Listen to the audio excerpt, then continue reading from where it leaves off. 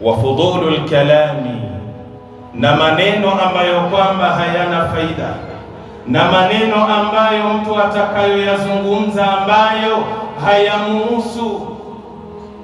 Huwa ghalibu kalami nnasi fi buyutihim, mara nyingi ni pale mtu anapoamua kuwazungumzia watu yale ambayo yapo kwenye majumba yao.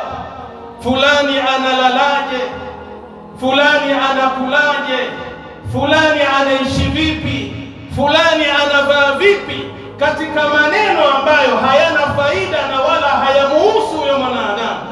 Ni pale anapoamua kuzungumza nyumba za watu, wa majalisihim, na vikao vya watu, wa fi aswaqihim, na kuzungumzia masoko ya watu, biashara za watu, wa turuqihim, na kuzungumzia mambo ambayo yanayotokea kwenye njia za watu, wa dhikrullahi fima yaquluna qalil, na jambo la kumtaja Allah katika hayo wanayoyazungumza, kuwasema watu ndani yake, Allah anatajwa kwa uchache zaidi, lakini mwingi unaozungumzwa pale ni umbea, usabasi, ufitinishaji, usengenyaji, mambo ambayo hayana faida kwake, sio katika dunia wala akhera.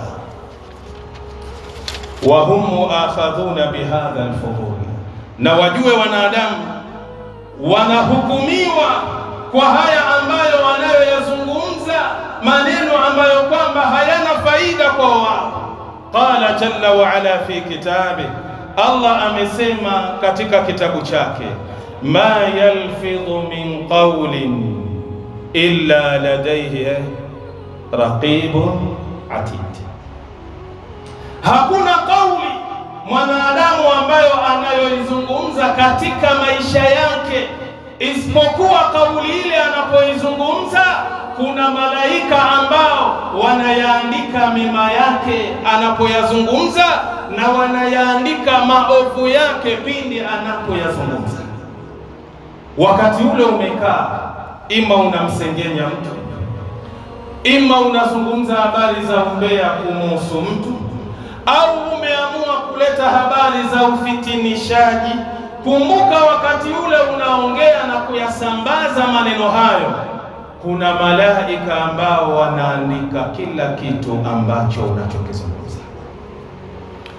Kaangalia Suratu Qaf aya nambari 18.